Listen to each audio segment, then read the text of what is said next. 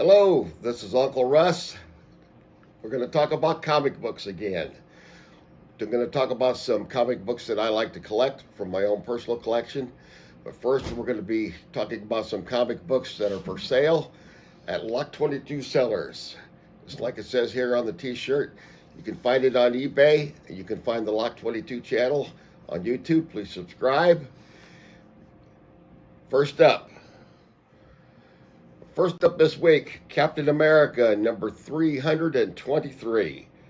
This, as you can see by that beautiful border on the cover, was one of the covers of November 1986, the 25th anniversary of Marvel Comics. This is part of the late, great Mark Gruenwald's run on Captain America. I think he's one of the best ever on this series. This also appears, one of the first appearances, well, it's a little convoluted, the Super Patriot. There's several of them. This is the first appearance of Nick Fury masquerading as the Super Patriot. Might be considered a minor key issue by some people. This is available. It's a good deal, $29.99. As many of you know, Batman first appeared in Detective Comics issue number 27 back in 1939.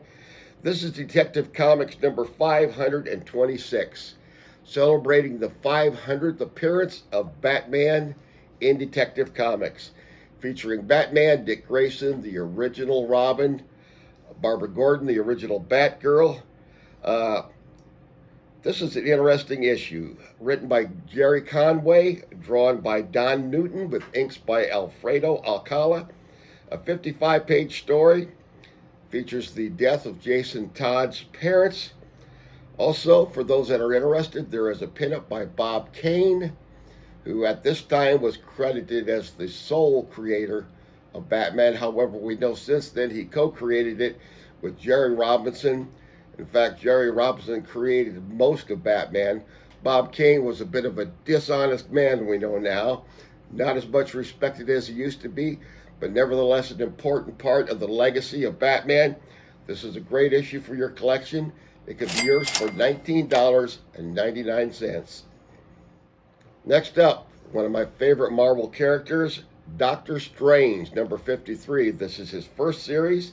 This issue was published in 1982, but the cover is a direct homage to Fantastic Four number 19 in 1963. In fact, this is a time travel story in which Doctor Strange travels back in time and has a little behind-the-scenes action. What you saw happening in Fantastic Four 19, which was the first appearance of Rama Tut, later to be known as Kang the Conqueror. Those of you that watch the Marvel movies know about Kang the Conqueror. He's going to be a major player in the upcoming year. This is written by the great Roger Stern, inks by Terry Austin, but the pencils by one of my all-time favorite comic book artists, the late Marshall Rogers. He had a very brief run on his title, but his work was absolutely stellar, incomparable in my opinion, and my favorite run of this series, however brief his appearances were. $5.99. Next up, Ghost Rider. This is from Ghost Rider's second series from the 90s, issue number 5, featuring an appearance of the Punisher. This is the first printing. The second printing had a gold background. This is the first printing. It's worth a little bit more. The best thing I like about this is the Jim Lee cover. Beautiful cover. My favorite artist from the 1990s era. I love Jim Lee as an artist. As a publisher, not so much. But as an artist, he can't be beat for the 1990s era, and since then his work has only gotten better and better. This is a steal, $4.99, and it's yours. Next up, Green Lantern, number 186, featuring the second Green Lantern of the modern era, John Stewart, going up against one of my favorite DC villains, Eclipso. I love every appearance of Eclipso and all the different versions of him. Eclipso was created back in the 1960s by one of the most interesting editors and writers DC ever had, Mr. Bob Haney. One of the things I love about the work of Bob Haney is he never let continuity stand in the way of telling a good story. There were so many internal contradictions between his work and some of the other DC writers and editors that some fans posited a separate Earth Haney, Earth H, just to accommodate for this. One of his greatest creations, Eclipso. This is cover and artwork by the great British artist Dave Gibbons, best known for his work on Watchmen. This precedes that a little bit. This is a real buy, only $2.99. And here's an unusual gem from an unusual series. What If? The series of Marvel that asked the question, what if Phoenix had not died, for example? This is from the second What If series from the 90s, issue number 32, written by Chris Claremont, and based upon his original Phoenix saga from the Uncanny X-Men, artwork by Rod Ramos, 1991. This is a buy, only $7.99. You X-Men completists, you got to have this one. All right, now I want to talk a little bit about some things that are not for sale, at least not at this time, from my own personal collection. Everybody knows about Marvel, DC, superhero comics. I've always been fascinated by the areas in which comic books or comic strips culture intersects with other cultures and subcultures. Some good examples of this, of course, are horror and science fiction films, heavy metal, punk rock. But another one is custom car culture or hot rod culture. Here's a magazine that has been around for many decades called Cartoons. It's what I've always loved. It had almost a 30-year run in its initial version, ran from 1962 to 1991. I have some of those, but unfortunately they're packed away in a box somewhere and I couldn't find them. So I brought some of the newer ones. This magazine was revived in 2015 by a Canadian publisher by the name of Mark Methot, and there's a lot of beautiful work in here. I love the intersection between the comic book culture and car culture.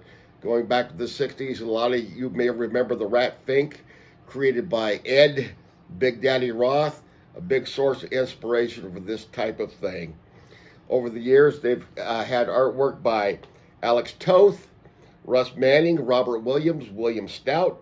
Some of the newer ones, this is Del Swanson. The covers are always featured in centerfolds. I love the combination of weird monsters with exaggerated, overbuilt hot rods. Another example of this one is artist who goes by the name of Johnny Crap. Here's a beautiful one by Johnny Crap. Also, the newest issue, wraparound cover by Jorge Pacheco. Lots of interesting stuff going on there, including if you're eagle-eyed, you can see a guy in the Rat Fink costume, tribute to old Ed Roth. One of the most prolific creators that you'll find in this magazine is a fellow by the name of George Trosley. This is a cover by him. There are several strips in every single issue. He's one of their most prolific artists, one of their most popular. You may or may not recognize his style or the name. He was infamous for doing some really nasty, dirty, filthy cartoons for Hustler magazine back in the day that were controversial and offensive. Imagine that, Hustler magazine being offensive. It's hard to believe. But anyway, this is a good example of how comic books transcend the normal subject matter that you think of with superheroes and science fiction. I'm fascinated by comic strips, newspaper strips, and other areas in which comic culture intersects with other subcultures and brings us all together to enjoy this medium. That's all I've got for this week. I want you to subscribe to Lock 22 on YouTube. Be sure to check out Lock 22 Sellers. Thank you. Hopefully you found something that you liked today. If you'd like to purchase any of these books, check for the links in the description below. There'll be more books for sale Every week, Lot 22 sellers on eBay.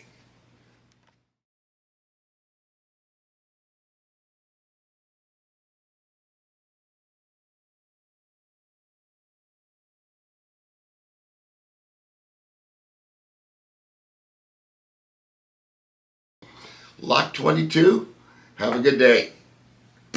Luck.